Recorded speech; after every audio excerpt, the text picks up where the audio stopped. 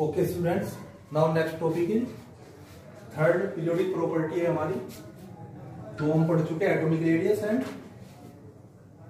Ionisation enthalpy. Now third is electron gain enthalpy. Electron gain enthalpy और electron affinity भी बोलते हैं।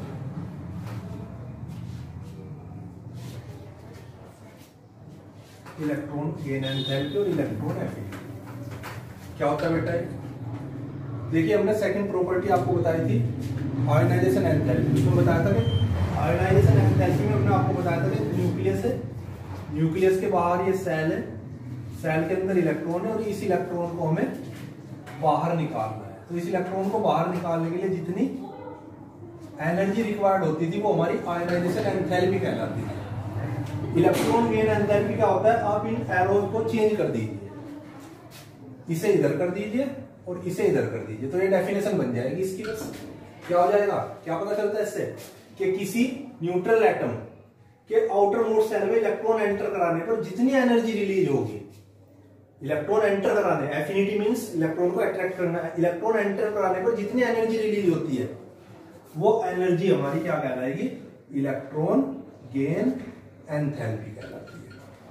किसी न्यूट्रल एटम के आउटर मोस्ट सेल में इलेक्ट्रॉन एंटर कराने पर जितनी एनर्जी रिलीज होगी वो इलेक्ट्रॉन गेन एंथैल्पी कहलाती है। तो बेटा इसकी डेफिनेशन होती है it is equal to the change in enthalpy. Change in enthalpy का मतलब वही हीट में कितना चेंज आता है, कितनी एनर्जी इवॉल्व हुई हमारी। Change in enthalpy when an isolated gaseous atom accept an electron to form anion। क्योंकि इलेक्ट्रॉन एक्सेप्ट करने के बाद क्या बनता है? एनायन बनता है। ठीक है, तो it is equal to the change in enthalpy when an isolated gaseous atom accept an electron to form anion.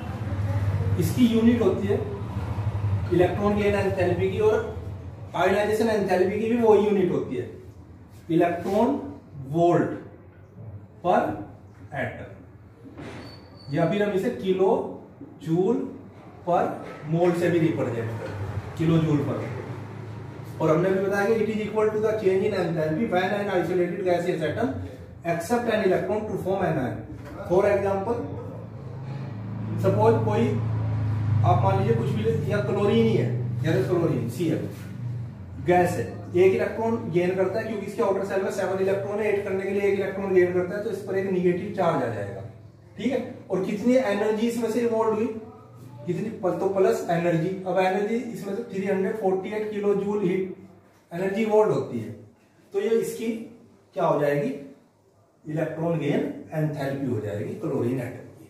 ठीक है, अब ये जो एनर्जी इवॉल्व होती है, अभी आप नेक्स्ट यूनिट पढ़ोगे थर्मोडायनेमिक्स, 6 यूनिट है, वहां पर आप हीट ऑफ चेंज के बारे में पढ़ोगे। और हमने थोड़ा सा पहले बताया कि हीट ऑफ चेंज को डेल्टा एच से रिप्रेजेंट करते हैं। अगर कहीं एनर्जी इवॉल्व होती है तो वहां पे डेल्टा एच का साइन नेगेटिव होता है, कहीं एनर्जी एब्जॉर्ब होती है उसके लिए डेल्टा एच का साइन पॉजिटिव होता है। तो हम इस रिएक्शन को बेटा ऐसे भी लिख सकते हैं, Cl गैसियस फॉर्म में plus electron is equal to Cl negative, यहाँ कोमा लगाइए, डेल्टा एच इसके लिए जो होगा वो इतना होगा। अगर इस एनर्जी को हम एंथैल्पी की फॉर्म में लिखते हैं तो इस रिएक्शन को ऐसे भी, अगर इवॉल्व होती है तो डायरेक्ट ऐसे भी लिख सकते हैं, एंथैल्पी की फॉर्म में -348 किलो जूल हो जाएगी।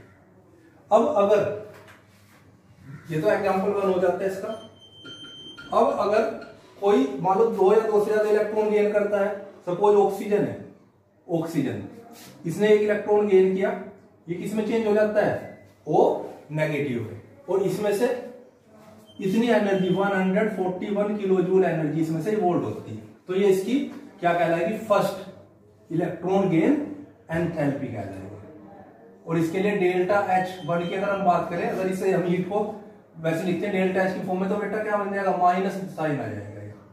तो इसकी फर्स्ट इलेक्ट्रॉन गेन एंथैल्पी। अब एक इलेक्ट्रॉन और गेन होना तो वो कहां होगा? वो O नेगेटिव, क्योंकि एक इलेक्ट्रॉन गेन होने के बाद तो एनायन बन जाता है, वो यहां होगा। तो इसके ऊपर कितना नेगेटिव चार्ज आएगा? 2 नेगेटिव चार्ज आएगा। और इसके लिए यहाँ पर -780 किलो या डेल्टा H2 ये second ionisation enthalpy plus 780 kilo joule इतनी। अब ये एक क्वेश्चन बनता है यहाँ पे बहुत इंपॉर्टेंट कि first ion the sign of first ionization enthalpy is negative. बहुत इंपॉर्टेंट क्वेश्चन है। The sign of first electron gain enthalpy, sorry first electron gain enthalpy is negative and second electron gain enthalpy is positive. Why? हमने तो ये कहा था कि electron को gain कराने पर जो एनर्जी रिलीज होती है वो इलेक्ट्रॉन गेन एंथैल्पी कहलाती है। तो इस रिएक्शन के अकॉर्डिंग तो जब यहाँ नेगेटिव साइन है तो एनर्जी एब्जॉर्ब हो रही है, पहली में तो रिलीज हो रही पर पॉजिटिव आ जाएगा, दूसरे में नेगेटिव आ रहा है। यहाँ अगर डेल्टा एच की फॉर्म में लिखते हैं तो वो साइन चेंज हो जाते हैं। हम जनरली इसी के बारे में पढ़ते हैं डेल्टा एच के। तो यहाँ डेल्टा एच का साइन यहाँ पॉजिटिव यहाँ नेगेटिव, तो सेकंड में एब्जॉर्ब क्यों होती है? क्योंकि मान लीजिए वही है कोई, सपोज आप कुछ ही ले लीजिए ए, जब इसने एक इलेक्ट्रॉन गेन कर लिया तो इस पर आ जाता है नेगेटिव चार्ज। ठीक है, जितनी यह ऑक्सीजन के बारे में देख लीजिए आप, इसने एक इलेक्ट्रॉन गेन किया, इस पर नेगेटिव चार्ज आ गया, इतनी हीट इसमें से रिलीज हुई, तो डेल्टा एच का साइन यहाँ पे नेगेटिव आया हमारा। जब एक इलेक्ट्रॉन ऑलरेडी गेन हो चुका उस पर नेगेटिव चार्ज है, एक इलेक्ट्रॉन और गेन करा रहे हैं उस पर भी नेगेटिव चार्ज है, तो इनमें दोनों के बीच क्या होगा? इस एनायन के और इस इलेक्ट्रॉन के बीच में रिपल्सन होगा। पहला इलेक्ट्रॉन तो इजीली एंटर हो जाएगा, लेकिन दूसरा चूंकि उसके पास पहले ही ऑलरेडी नेगेटिव चार्ज इंक्रीज हो चुका, एक नेगेटिव चार्ज का इलेक्ट्रॉन हम और ऐड कर रहे हैं तो दोनों के बीच में रिपल्सन होगा। तो ये इलेक्ट्रॉन इसमें डालना पड़ेगा जबरदस्ती, तो एनर्जी देनी पड़ेगी, न कि एनर्जी रिलीज होगी। तो इसलिए सेकंड आयोनाइजेशन एंथैल्पी का जो साइन होता है वो क्या होगा? वो पॉजिटिव होगा, फर्स्ट का नेगेटिव होता है। अब वेरिएशन पर आ जाइए। जैसे हमने एटॉमिक रेडियस आयोनाइजेशन एंथैल्पी का वेरिएशन पढ़ा, इसी तरीके से variation of electron gain enthalpy in periodic table.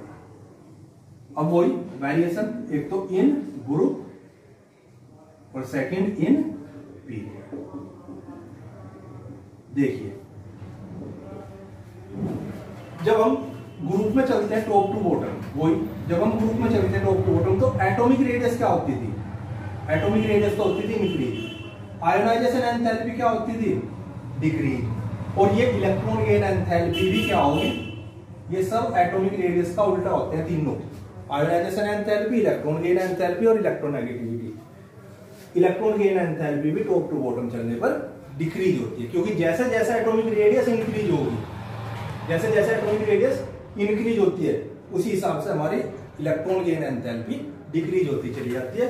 और यहाँ पीरियड में हमारी एटॉमिक लेफ्ट टू राइट जब हम चलते तो एटॉमिक रेडियस क्या होती थी? हमारी डिक्रीज होती थी, तो ये क्या होगी? इंक्रीज।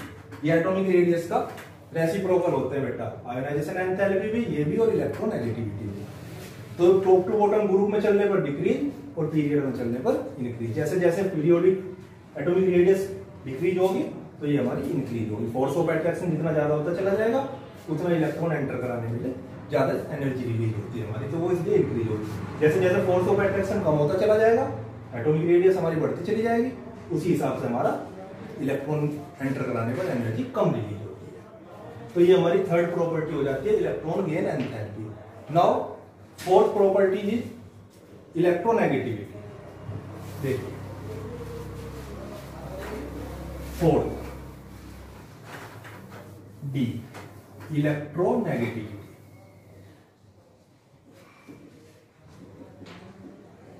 इलेक्ट्रोनेगेटिव क्या होता है बेटा? इलेक्ट्रोनेगेटिविटी, इलेक्ट्रोनेगेटिविटी होता है कि कोई सपोज HCl है मॉलिक्यूल, HCl में H और Cl दो एटम है। H के आउटर सेल में 1 इलेक्ट्रॉन, Cl के आउटर सेल में 7 इलेक्ट्रॉन। इसने इससे एक इलेक्ट्रॉन गेन करके अपना ऑक्टेट कंप्लीट किया, इसने इससे एक इलेक्ट्रॉन करके अपना डुप्लेट 2 इलेक्ट्रॉन कंप्लीट किया आउटर मोस्ट सेल। दोनों ने एक एक इलेक्ट्रॉन की शेयरिंग करी, तो इनके बीच में सिंगल बॉन्ड, एक डैश लगा देते हैं जिसे हम सिंगल बॉन्ड बोलते हैं, सिंगल बॉन्ड आ जाता है। अब ये जो सिंगल बॉन्ड बना ये इन 2 इलेक्ट्रॉन की हेल्प से बना, जिसमें एक इलेक्ट्रॉन इसका है एक इसका है, तो इन दोनों इलेक्ट्रॉनों को बीच में रहना चाहिए क्योंकि दोनों का शेयर बराबर है। लेकिन क्या होता है कि Cl इन शेयर्ड इलेक्ट्रॉन को अपनी तरफ अट्रैक्ट कर लेता है, क्योंकि Cl के आउटर सेल में ज्यादा इलेक्ट्रॉन थे, तो वो सब मिलकर क्या करेंगे? इन शेयर्ड इलेक्ट्रॉन को अपनी तरफ अट्रैक्ट कर लेते हैं। जिस वजह से Cl पर हल्का सा ये स्लाइटली नेगेटिव चार्ज और हाइड्रोजन पर हल्का सा पॉजिटिव चार्ज आ जाता है। तो ये जो टेंडेंसी है Cl की इन शेयर्ड इलेक्ट्रॉनों को अपनी तरफ अट्रैक्ट करने की, उस टेंडेंसी को ही क्या कहा जाता है, इलेक्ट्रोनेगेटिविटी बोलते हैं। तो इसकी डेफिनेशन होती है बेटा, the tendency of an atom to attract the shared electron pair toward itself in a covalent bond is called electronegativity। En से रिप्रेजेंट कर देते हैं। किसी कोवेलेंट मॉलिक्यूल में शेयर्ड इलेक्ट्रॉन को एक एटम के द्वारा अपनी ओर अट्रैक्ट करने की जो टेंडेंसी है क्या कहलाती है, इलेक्ट्रोनेगेटिविटी कहलाती है। और इलेक्ट्रोनेगेटिविटी का भी वेरिएशन बिल्कुल सेम यही होता है जो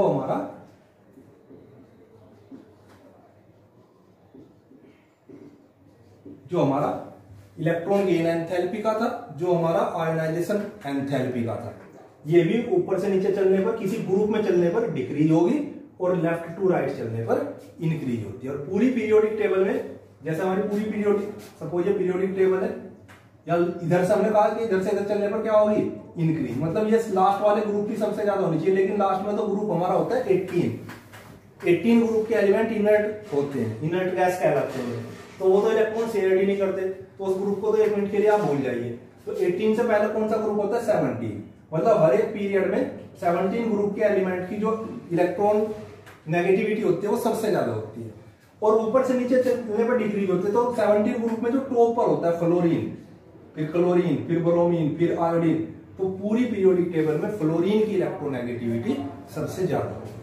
तो इलेक्ट्रोनेगेटिविटी भी किसी ग्रुप में चलने पर, टॉप टू बॉटम चलने पर डिक्रीज होती है, और लेफ्ट टू राइट चलने पर इंक्रीज। लेफ्ट टू राइट चलने पर इंक्रीज क्यों होगी, इसीलिए होगी क्योंकि लेफ्ट टू राइट चलने पर नंबर ऑफ सेल नहीं बढ़ते, नंबर ऑफ इलेक्ट्रॉन बढ़ते चले जाते हैं। जैसे जैसे नंबर ऑफ इलेक्ट्रॉन बढ़ते चले जाएंगे, शेयर्ड इलेक्ट्रॉन को अट्रैक्ट करने की टेंडेंसी बढ़ती चली जाती है। और ग्रुप में नंबर ऑफ इलेक्ट्रॉन नहीं बढ़ते, नंबर ऑफ सेल बढ़ते हैं। तो मेनली हमारी ये 4 प्रॉपर्टी बेटा आपने पढ़ी, atomic radius, ionisation enthalpy, electron gain enthalpy और इलेक्ट्रोनेगेटिविटी। तो एक बार इनका वेरिएशन का हम चार्ट बना देते हैं थोड़ा सा, ये हर बच्चे को अच्छी तरह क्लियर हो। Atomic radius top to bottom चलने पर इंक्रीज होती है, और लेफ्ट टू राइट चलने पर, ये लेफ्ट टू राइट है बेटा हमारे पीरियड, और टॉप टू बॉटम है हमारे ग्रुप, क्या होती है, डिक्रीज। क्योंकि नंबर ऑफ सेल नहीं बढ़ते, नंबर ऑफ इलेक्ट्रॉन बढ़ते हैं, इफेक्टिव न्यूक्लियर चार्ज बढ़ता है, और इंक्रीज होती है क्योंकि नंबर ऑफ सेल बढ़ते हैं। आयोनाइजेशन पोटेंशियल, ये टॉप टू बॉटम चलने पर क्या होगी, डिक्रीज। लेफ्ट टू राइट चलने पर क्या होगी, इंक्रीज। इलेक्ट्रॉन गेन एंथैल्पी, ये भी टॉप टू बॉटम चलने पर क्या होगी, डिक्रीज, और लेफ्ट टू राइट चलने पर क्या होगी, इंक्रीज। और लास्ट है हमारा इलेक्ट्रोनेगेटिविटी, टॉप टू बॉटम चलने पर डिक्रीज और लेफ्ट टू राइट चलने पर इंक्रीज। तो ये इस तरीके से वेरिएशन निकल जाता है चारों प्रॉपर्टीज का। ओके बेटा।